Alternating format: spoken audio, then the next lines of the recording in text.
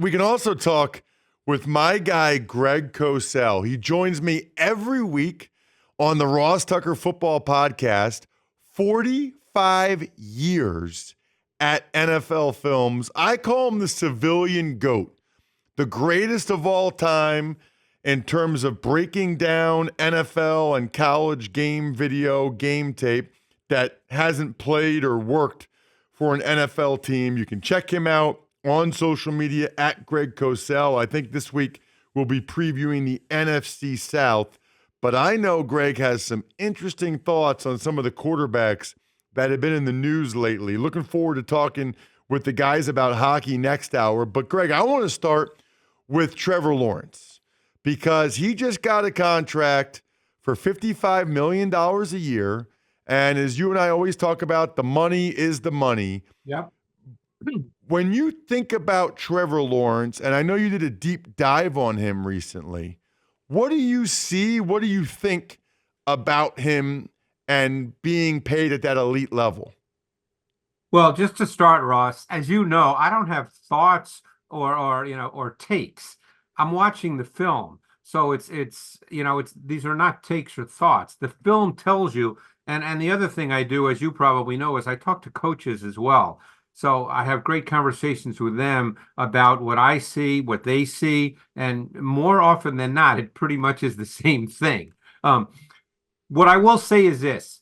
When you look at quarterbacks, one thing you have to be very aware of when you talk about their ability to play the position is you have to understand the difference between clean pockets when everything is pristine and a quarterback can drop back and it's clean, there's no one around him, versus what happens when the pocket gets a little muddied and noisy and there's people around him. The really great quarterbacks, those are not factors. They can perform at the same level, Ross, regardless. Lawrence is not quite there yet. Lawrence is a big kid, good arm, not a power arm. Contrary to what people might think, he does not have a power arm. He's got a good arm. One of the issues he has is when he perceives and feels pressure, he starts to play a little faster and he throws the ball not quite as well. So he's got to continue to work on that. People have to remember he's only going into his fourth year.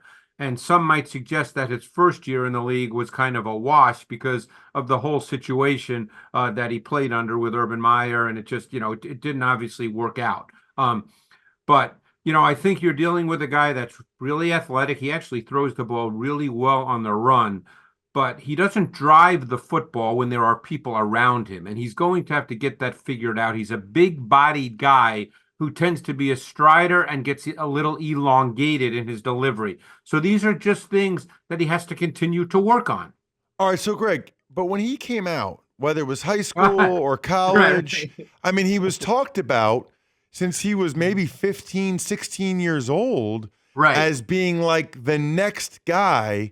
And I guess when I watch him, I don't think he's obviously not Mahomes or Josh Allen. I'm not even sure he's Herbert or Matthew Stafford in terms of physical ability. Because of his early success? Okay, go ahead. He's not. And by the way, as you know, what he was thought of when he was 15 is not relevant to me, and it's not relevant to NFL coaches. Right now, all Doug Peterson and Press Taylor want to do is get Trevor Lawrence playing at the highest level he can play. Now, he's gifted enough to be a quality NFL quarterback.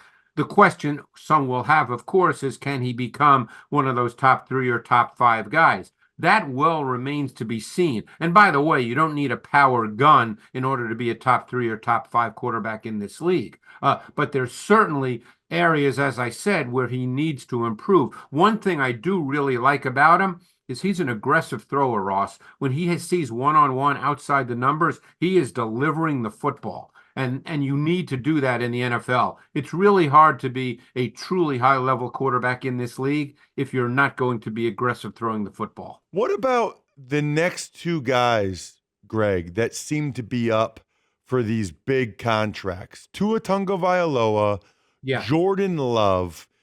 Do you think Tua is a top 5 quarterback? Do you think he can be a top five quarterback? What do you see from Tua?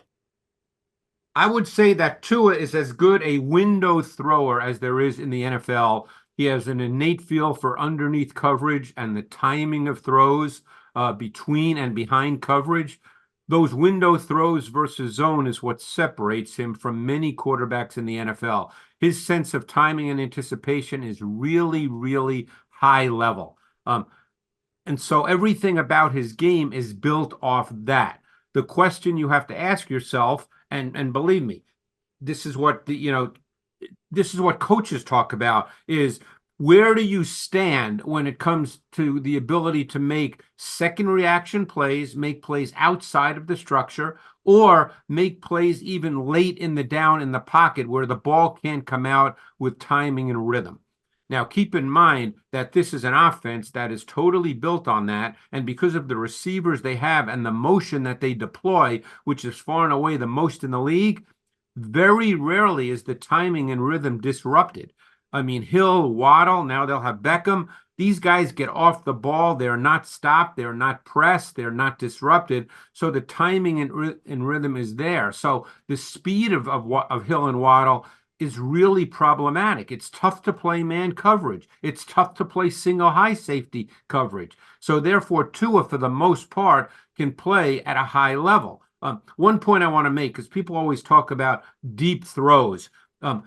People have to understand, Ross, a fade is not a deep ball throw. A fade is not an arm strength throw. He's a really good fade ball thrower, but it's not an arm strength throw, and it's not a deep ball throw. You know what's so interesting, Greg? And we're talking with my guy, Greg Cosell from NFL Films, who joins me every week on the Ross Tucker podcast. It's so interesting because we become so obsessed with second reaction plays. Right. And guys that can drive the ball down the field or run around and make plays. And you were saying that that's not really Tua's game. It's not. I would say, Greg, for like a decade, the three best quarterbacks were Tom Brady, Peyton Manning, and Drew Brees.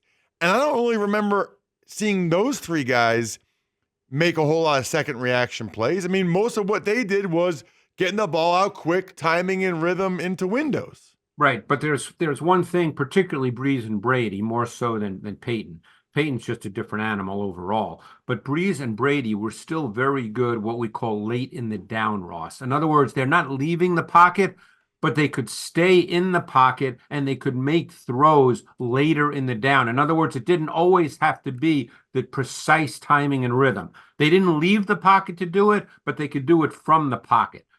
But to your point, different coaches have different views about the inherent value of getting out of the pocket. There's a lot of coaches that believe that the NFL game is now such that to really become that guy, a top 4 or 5 guy in the league, that you have to be able to make those kinds of second reaction plays, because then you get into the playoffs and, you start playing, the better defenses. Sometimes they take things away.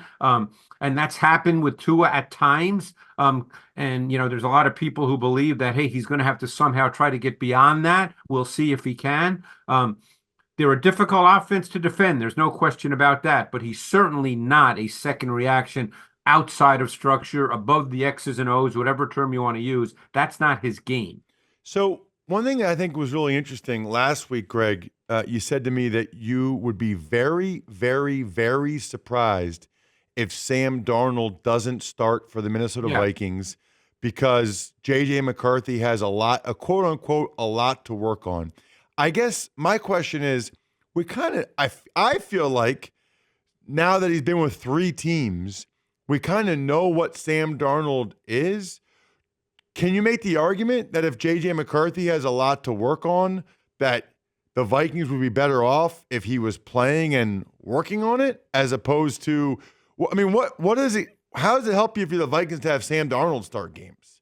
Or what are you going to do with Sam Darnold, especially in the same division with the Packers and Lions? What does that do for you? Maybe you win a couple more games, but shouldn't they start to see what they have in McCarthy and get him developed? Well, again, that's a very individual question, Ross. That's easy from the outside for you and I or anybody else to say, oh, well, just play McCarthy. But, we don't know the specifics. I mean, I have a pretty good idea just because, people I've spoken to, but we don't know the specifics of what McCarthy is and isn't at this point. And you certainly don't want to put a young quarterback out there that's truly not ready to play. And it's not just a matter of making a mistake here and there, Ross, and you know this. I mean, you played in the league. If your quarterback can't really function for whatever reason, it could be physical, it could be mental. We don't, whatever reason, you can't really put him out there. I mean, the Vikings do not have a bad football team. While we know what Darnold is, you can still put Sam Darnold out there and compete. Whether you can do that with McCarthy, the feeling seems to be that you can't right now. Now, obviously, they drafted him, I think it was 11th, if I'm not mistaken. So they expect him to be their starting quarterback. But my sense is, and even the tape tells you that he has much to work on. Look, like I told you when we talked last week or the week before, I can't remember. I know coaches in the league that had a third-round grade on McCarthy. Now, obviously, he was drafted 11th, so the expectations become sky high, and they're different. But Greg, didn't he start every game for 3 years at Michigan? Like, if he's not ready, 2 years, I believe. Was it 3 years? I thought he started as a true freshman too. We can go back and check, but certainly the last two. I know he started for 2 years. I thought he started a bunch as a true freshman. What does that say about Jim Harbaugh if he started that many college games and he's not ready? That I can't speak to. I'm not there. And again, Jim Harbaugh's job is to win games, and he certainly did that pretty well, just winning a national championship. So, but as I said many times before, the tape with McCarthy, and by the way, McCarthy's another great example of a guy that has a very good arm if you just watch him throwing shorts in a t-shirt. But when you put him in a game and there's people around him, that all changes. So there's things that he needs to work on. They'll decide when he's ready, but I would doubt that he'd be the week one starter. You also, I think, a couple weeks ago, Greg, had mentioned that you were talking with a coach about NFC quarterbacks, and you talked about who's the best NFC quarterback, and that you both right away said Stafford. Yeah. Is that so over guys like Goff or Hurts or Purdy? Do you feel confident in saying you think that Stafford's the best quarterback in the NFC, and why? Yeah, I think Matthew Stafford's one of the most overlooked quarterbacks in the last decade, if not more. He is a high level talent. He's played really, really well. He obviously was on a bad team for years, so he was never talked about. But Stafford is incredibly intelligent, really talented. He's incredibly respected in the league. I mean, he's a really high level traits quarterback, a high level mental quarterback. He's just a really, really good quarterback. I mean, you talk to people in the league, and in their mind, he's a top 5 quarterback without question. Wow, that is awesome. Great stuff, Greg. Always appreciate talking with you, whether it's here or on my show, the Ross Tucker Podcast. Check him out on social media. The NFL Films legend, 45 years breaking down the tape, back when it was actually tape. That's correct. In the 70s and 80s. At Greg Cosell. Thank you, Greg. Thanks, Ross. Appreciate it.